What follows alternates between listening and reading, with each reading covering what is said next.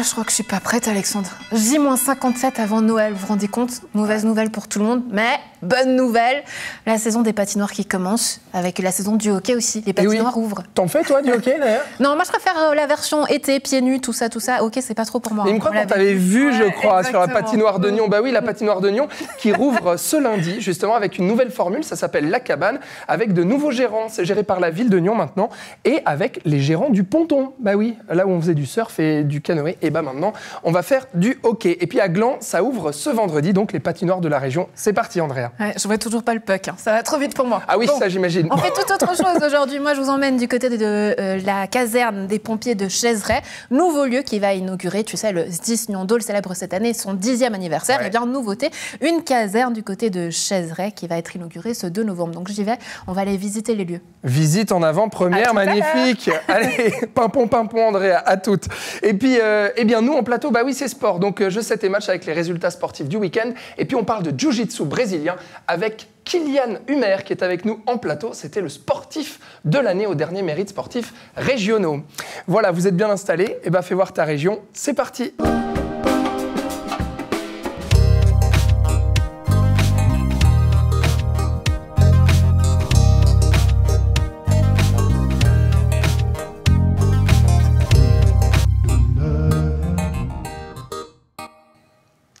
Et pour cette reprise de programme après les vacances, eh bien, on va tout de suite se connecter à toi, Andrea. Tu es à la caserne des pompiers de Chaizeray qui va bientôt ouvrir ses portes. Comment ça va, Andrea? Pourquoi es-tu là-bas? Dis-nous tout.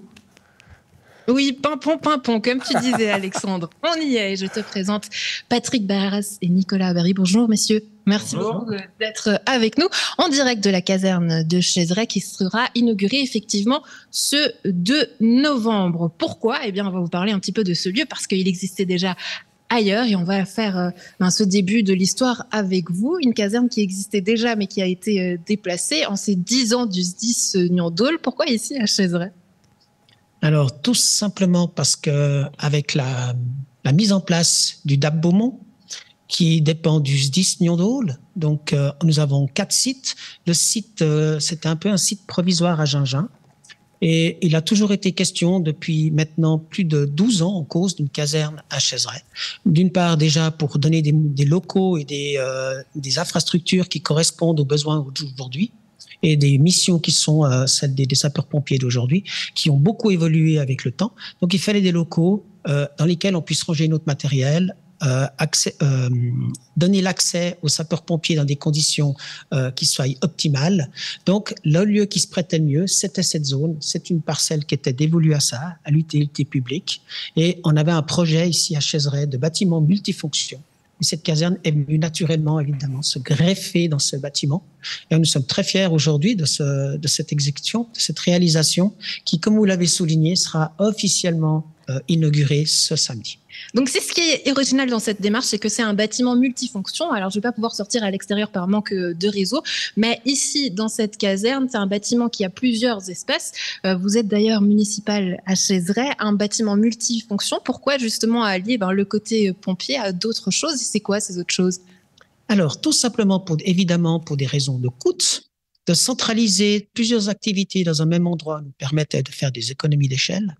Donc, nous avons dans ce bâtiment une unité d'accueil pour la petite enfance qui est dans la partie sud du bâtiment, qui est entièrement séparée de toute la partie nord dans laquelle se retrouve, on l'a dit, notre fameuse caserne, un local pour notre triage forestier de la Drôle, le triage forestier de la Drôle, excusez-moi, et nos employés communaux qui sont à l'autre bout du bâtiment, qui eux étaient logés jusqu'à maintenant dans des locaux en sous-sol et également plus adaptés aux missions et aux normes de sécurité d'aujourd'hui.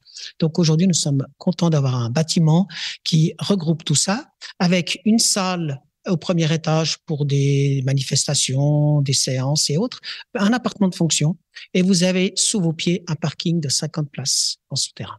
Waouh, tout ça en un seul bâtiment. Vous êtes chef du service ici sur ce site. Nicolas, qu'est-ce que ça change pour les pompiers et qu'est-ce que ça fait de partager ce bâtiment en cette fonction multifonction? Alors écoutez, tout d'abord, nous on a un grand plaisir d'avoir déjà un bâtiment tout neuf.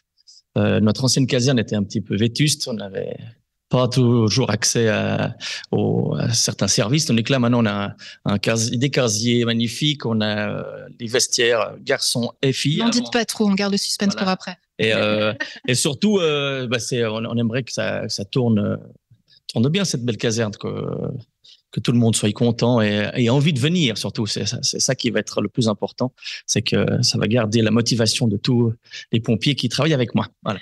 Et on espère vous donner envie de venir justement ici ce 2 novembre. On va faire cette visite en avant-première ici en votre compagnie. À tout à l'heure. Tout à l'heure, je vois que les camions sont en place. Alors l'intérieur, on le va visiter avec toi. À tout à l'heure, Andrea. Et puis, puisque c'est lundi, direction le sport et surtout les résultats sportifs du week-end. Voici jeux, 7 et match.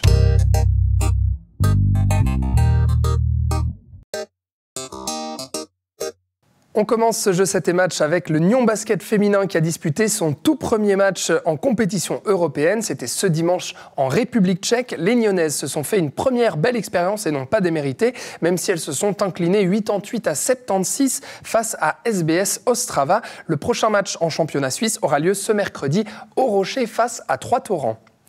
Et du côté des hommes, match compliqué pour le BBC Nyon contre les favoris et premiers de tableau de Fribourg. Les Nyonnais s'inclinent 105-79 et sont actuellement 7e de LNA. Le prochain match, ce sera ce samedi à Massagno. Sur la glace, le HC Nyon remporte 10-1 son match contre la Vallée de Joux dans le 3e round de championnat. Écoutez Daniel Blas et l'arbitre Loïc. Aujourd'hui, j'ai Loïc, notre arbitre, qui a tenu le match tant que possible. Qu'est-ce qui s'est passé sur cette dernière tiers là? On est parti, c'était un peu limite, hein, c'était chaud. Qu'est-ce que t'en penses? C'était chaud, mais après voilà, on a réussi à terminer, puis voilà, c'est ça qui est important. Ça fait pas du plaisir. Merci, en tout cas, merci les gars pour le coup de main. C'était la semaine des arbitres, no ref, no game. Et oui, et voilà, effectivement, no ref, no game. Et donc, salutations à tous les arbitres dans cette semaine des arbitres. En rugby, mais que se passe-t-il en ce moment au Nyon Rugby Club? Après une belle entame de championnat, les champions suisses, tout de même, ont trébuché 2 fois. Une défaite face au mal classé Stade Lausanne et un revers de Genève-Plan-les-Ouates ce week-end à Colovray avec une défaite sèche de 17-35. Les Nyonnais sont désormais en dehors du top 4 de LNA. Il va leur falloir reprendre leur saison en main. Réponse samedi à Lausanne. Et en handball, en première ligue, le NHB La Côte gagne enfin des points en battant Soleure 35-24 au Cossi. La première victoire dans ce championnat pour les hommes de Imad Yacoubi. Ils auront l'occasion de confirmer que leur saison est bel et bien lancée en accueillant ce week-end à domicile l'équipe de Hopper Argo. Et on va tout de suite s'intéresser à un autre sport, mais qui se pratique aussi chez nous, oui, le jiu-jitsu brésilien. On en parle aujourd'hui avec Kylian Humer qui est avec nous. Bonjour Kylian. Bonjour Alexandre. Voilà, merci vous venez avec une médaille magnifique, Kylian Humer, qui avait été élu meilleur sportif de l'année, donc au dernier mérite sportif régionaux cette année. Et puis vous continuez de briller en jiu-jitsu brésilien. Vous revenez d'ailleurs de Rome, des Européens. Alors malheureusement, vous n'avez pas réitéré ce que vous avez fait l'année passée, c'est-à-dire une médaille de bronze aux Européens de Rome. Par contre, il y a eu un Open à Rome en kimono, et là, vous avez remporté la médaille d'or. On va voir justement les quelques images que vous nous avez apportées. Expliquez-nous un petit peu, alors déjà la satisfaction de cette médaille d'or, et puis malheureusement pas de médaille aux Européens. C'est des compétitions différentes, c'est quoi? Alors, je suis parti une semaine à Rome pour principalement le championnat d'Europe, mais quelques jours avant se déroulait l'Open de Rome, effectivement. Donc c'est une compétition pas aussi importante en termes de reconnaissance et de titres, mais ça reste la même fédération et oui, c'est le même cadre, en fait. C'est la même arène, la même compétition, juste que c'est pas le même titre qui est en jeu, en fait. Ça n'a pas la même valeur, exactement, ensuite, sur la scène internationale. Tout à fait, c'est ça. Bon, alors, ravi d'avoir remporté cette médaille d'or, j'imagine. Ah, bien sûr, c'est quand même un sacré lot de consolation. Malheureusement, j'ai pas fait de podium aux Européens, pas cette année. Mais je repars avec une médaille d'or quand même, champion super lourd de l'Open de Rome, en fait, c'est plutôt honorable, c'est sympa aussi. Bah, effectivement, voilà, bravo, des médailles, vous en rapportez, vous avez fait beaucoup de compétitions, on va en parler, mais déjà, peut-être ce petit échec, entre guillemets, aux Européens de Rome, comment est-ce que vous l'expliquez, que vous n'avez pas eu de médaille, justement, aux Européens ? Je pense qu'une des raisons qui font que j'ai pas performé aussi bien que j'aurais pu, c'est que cette année-là, j'ai énormément combattu. J'ai fait à peu près une compétition par mois, parfois plus, parfois moins. Et c'est le genre de compétition qui demande énormément de préparation avant d'y être. Et je pense que Alors si c'était à refaire, je le referais sans doute, mais c'est vrai que de combattre autant, c'est peut-être pas optimal d'un point de vue préparation pour ce jour-là, le jour J en fait. Vous avez été un peu gourmand en fait, voilà, c'est ça? exactement. J'ai peut-être accumulé un peu trop de fatigue au fil des mois pour performer à mon top niveau ce jour-là. Ouais.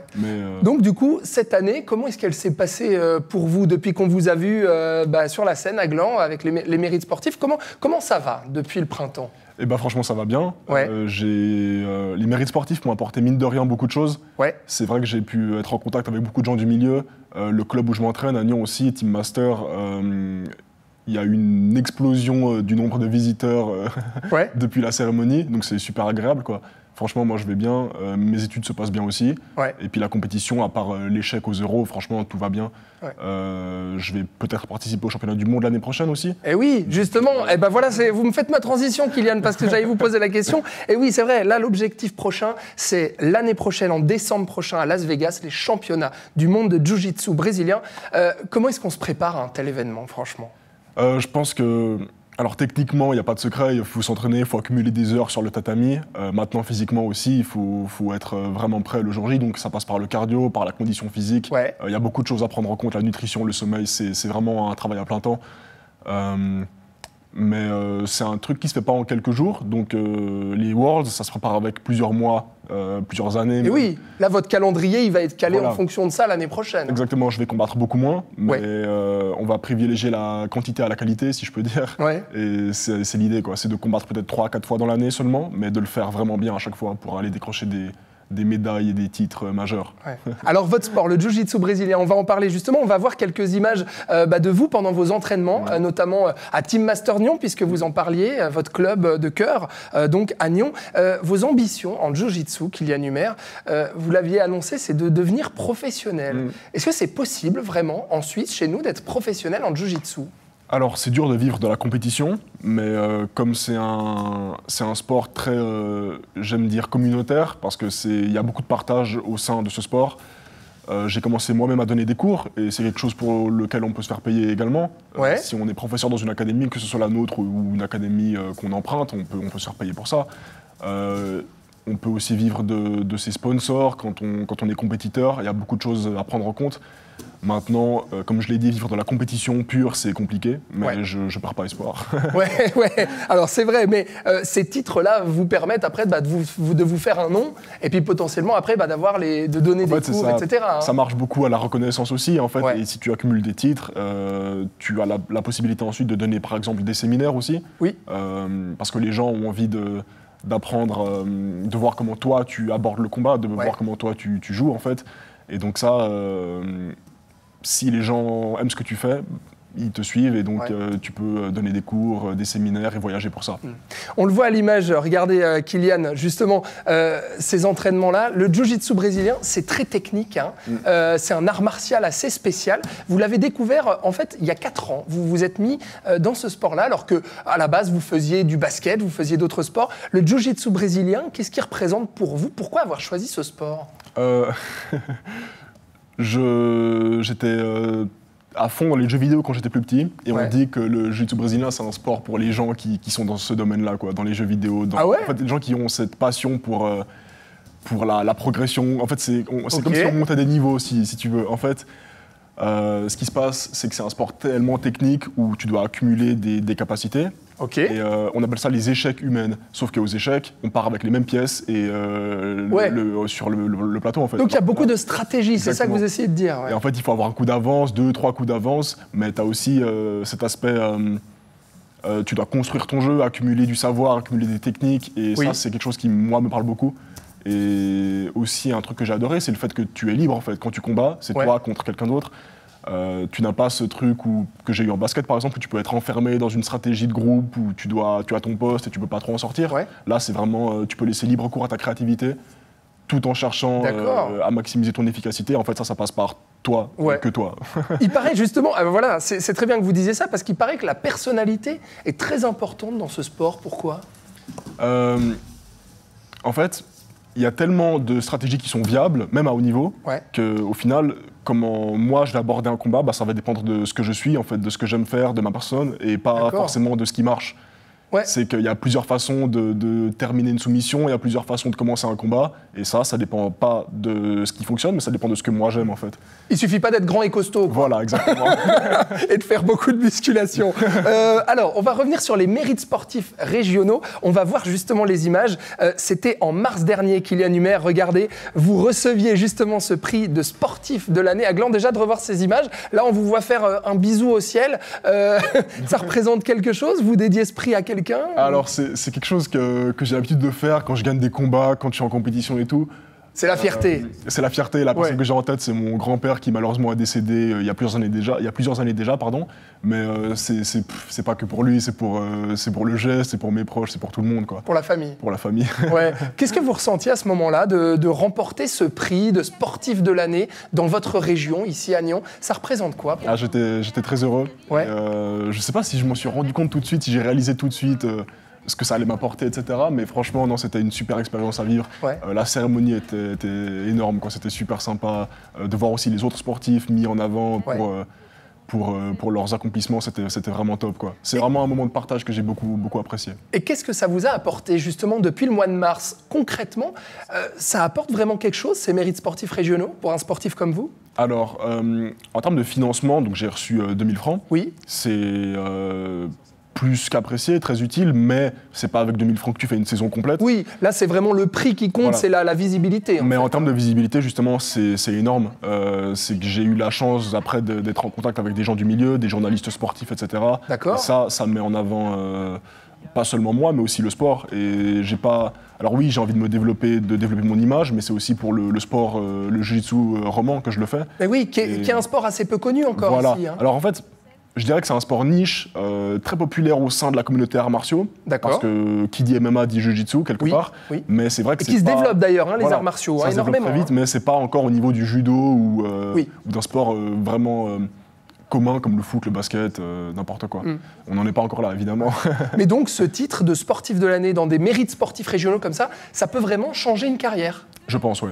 J'ai eu la chance d'être invité à Paléo en loge sportive avec justement la RTS, les journalistes sportifs, etc. Et ça, c'est super. Donc là, on fait un réseau, on fait des contacts. Exactement. Je pense que c'est tout aussi important que de combattre et de s'entraîner. Ouais.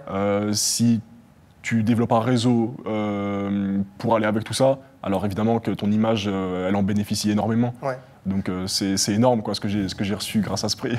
Et ben voilà. Et puis on précise d'ailleurs que les candidatures sont ouvertes pour les prochains mérites sportifs régionaux. Donc c'est jusqu'au 14 novembre que vous avez, vous, chers sportifs, qui nous regardez pour déposer votre candidature à Région de Nyon, jusqu'au 14 novembre, donc sur le site de la région. Et puis ensuite, la cérémonie aura lieu le 26 mars prochain à l'usine à gaz à Nyon. Kylian Humer, vous restez avec moi. Juste un petit mot, votre prochaine compétition, là, c'est laquelle? On sait qu'il y a les mondiaux dans un an. Mais avant ça? Je pense que pour l'instant, j'ai terminé ma saison, vu que j'ai encore mes études à terminer. Vous faites quoi déjà, rappelez-nous? Économie d'entreprise à la Haute École de Gestion à Genève. Ah oui, d'accord, donc il faut gérer en plus ses études et puis la carrière de sportif. Ouais, c'est pas ça. Donc jusqu'à la fin d'année, je pense rester tranquille un petit moment. Ouais. Mais ensuite, comme j'ai dit, je vais privilégier la quantité à la qualité. Ouais. L'inverse. Oui, la qualité à la quantité. Et du coup, ça repartira directement sur tout ce qui est européen, Worlds, etc. Donc fin d'année prochaine. Bravo pour cette médaille d'or aussi donc à l'Open de Rome et merci d'être avec nous. Kylian Humer, Andrea, on va te retrouver justement pour cette caserne de pompiers. Et oui, là-bas aussi, il faut des hommes forts comme Kylian, on imagine, pour faire tout ce que font les pompiers dans notre région. Oui, Alexandre, des hommes forts, mais des femmes fortes aussi, puisque 2 femmes font partie de cette caserne, on le précisera. Ici, justement, on va le visiter avec déjà au niveau de la flotte. Pas beaucoup de changements, mais un nouveau véhicule, vous me disiez, Nicolas. Oui, on a reçu au mois de juillet cette année un véhicule spécialisé justement pour les feux de forêt, justement, qui passe dans tous les terrains de notre magnifique Jura. Voilà. Pourquoi ce choix? C'est parce qu'il y a le plus de feux, c'est ce type de feu-là chez nous? C'est le CA, c'est son thème cantonal pour cette année pour les feux de forêt, puis ils sont un peu plus en souci depuis qu'il y a toutes ces sécheresses pendant l'été. Et donc, il s'est trouvé qu'on a pu avoir un véhicule d'occasion qui était exactement ce que nous recherchions, donc qui est parfaitement adapté à notre DAP. Voilà. et un véhicule qui vient de Fribourg. Comme ça, vous savez tout. Comme quoi, intercommunalité, mais de plus loin et d'ailleurs que de notre district. Nicolas, donc plusieurs salles ici. La première salle. La première salle, là, c'est la salle de l'état-major. C'est justement là où on a toutes nos réunions et où chaque intervenant après remplit son rapport d'intervention. Voilà. Donc une salle toute simple, mais je suis assez fière d'être dans la salle de l'état-major. Donc regardez, j'ai pris place, on est comme à la maison et vous aussi. Nicolas, vous me disiez que plusieurs casernes sont rassemblées ici. Quels sites et de quelles communes seront rassemblés ici en continuant? Alors, nous avons 6 communes qui font partie du DAB Beaumont, donc les communes de Gingin, Chaiseray, Larippe, Crassier, Borey et Arnay. Voilà. Tout ce beau monde, Beaumont, qui est rassemblé ici. Exactement. Patrick, vous me disiez que ça fait partie de l'histoire des communes, mais le fait d'avoir regroupé tout le monde, ça a ses avantages, ses inconvénients aussi, parce que certaines communes ont peut-être eu le sentiment de perdre leur caserne. Oui, c'était voué avec les regroupements, mais n'oublions pas que les personnes qui sont là aujourd'hui sont très motivées, donnent énormément de leur temps. On les remercie d'ailleurs, et c'est la raison pour laquelle on a fait des locaux aussi à la hauteur de leur engagement. Mais l'esprit de village, il est quand même encore là. L'esprit pompier, l'esprit de famille pompier est toujours là, et je m'en réjouis. Si vous voulez d'ailleurs rejoindre, c'est possible puisqu'il y aura le recrutement qui est prévu notamment le 7 novembre ici. Exactement, ouais, jeudi prochain, voilà. Vous pourrez, tous ceux qui font partie des 6 communes que j'ai citées avant, peuvent venir dès 18h30 en caserne et nous ferons un grand plaisir de les accueillir et de leur expliquer le fonctionnement des pompiers. Voilà. Patrick, j'aimerais terminer avec vous parce que vous avez un lien tout particulier avec cette caserne. Vous étiez vous-même pompier, expliquez-nous. Oui, tout à fait, oui. En fait, il y a maintenant quelques années, puisqu'en 2009, je suis rentré comme municipal à la commune de Chaiseray. Et depuis ces années-là, je promets une caserne à Chaiseray. Donc, la première promesse, c'était avec les premières fusions, entre guillemets. On a d'abord dû regrouper 2 communes. Puis après, de 2 communes, on est passé à 6 communes. Et à chaque fois, on se rendait compte qu'il nous fallait des locaux. Et ça a toujours été mon cheval de bataille. Depuis pas mal d'années, comme je vous le disais, depuis 2009, je promettais qu'à Chaiseray, un jour, il y aura une caserne. Donc aujourd'hui, je suis extrêmement content que cette caserne, elle vive, elle est là. Et je me réjouis encore plus de samedi de pouvoir la montrer à tous nos citoyens et citoyennes de nos communes. C'est joli, ça. On sent peut-être un peu d'émotion aussi. C'était quoi, un rêve de gosse? Alors, je pense que comme tout petit enfant, tout garçon, pompier a toujours fait un petit peu rêver, c'est clair. Mais j'ai fait mon temps. Je suis passé de l'autre côté et je suis très content de contribuer toujours d'une autre façon, mais je contribue toujours pour les pompiers. Oui, voilà, venez ici visiter cette caserne donc cette visite qui aura lieu le 2 novembre avec un programme tout particulier aussi, un cortège. Oui, tout à fait. Alors justement, pour marquer la fin de la caserne de Gingin, nous allons effectuer un cortège avec les véhicules pompiers. On va marcher au pas, être bien alignés pour faire plaisir à tous les villageois qui viendront nous regarder. Donc, c'est quoi, une des Alpes version pompier?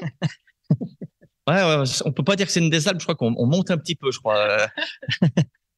Mais là, donc ce sera le samedi matin. Donc ça va commencer par ça, et on va arriver justement en caserne de Chaiseray.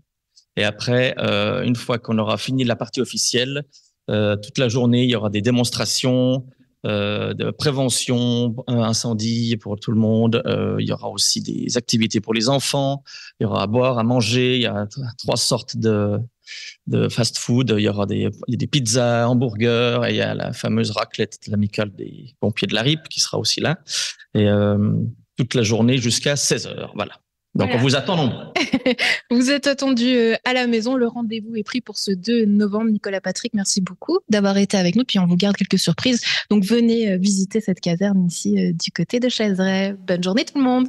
Bonne journée, merci. Bonne journée, merci beaucoup. À samedi. Merci à vous, merci à toi.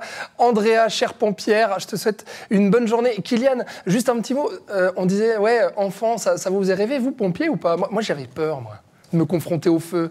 Et vous? Moi, c'était Astronaute, hein. Ah, c'était ouais, ça c'est votre vrai rêve de que gosse. pompier, je sais que c'est un truc qui fait rêver les enfants aussi, ouais. Je crois que moi j'étais plutôt astronaute. Ah, astronaute plutôt, à voyager, aller dans l'univers, voilà. Bravo en tout cas aux pompières et aux pompiers qui nous regardent et donc qui vont inaugurer cette caserne donc à Chaiseray. Merci Kylian d'avoir été avec nous. Je vous souhaite tout de bon donc pour la suite de vos événements, de vos championnats et autres en jiu-jitsu brésilien. Merci beaucoup Alexandre et j'espère à bientôt. Bah oui, à bientôt effectivement. Et puis à vous qui êtes chez vous, merci d'avoir regardé cette émission. Je vous souhaite une belle soirée. Demain, vous retrouvez Florian dans FC Politique et nous, on se voit mercredi. Belle soirée à toutes et à tous.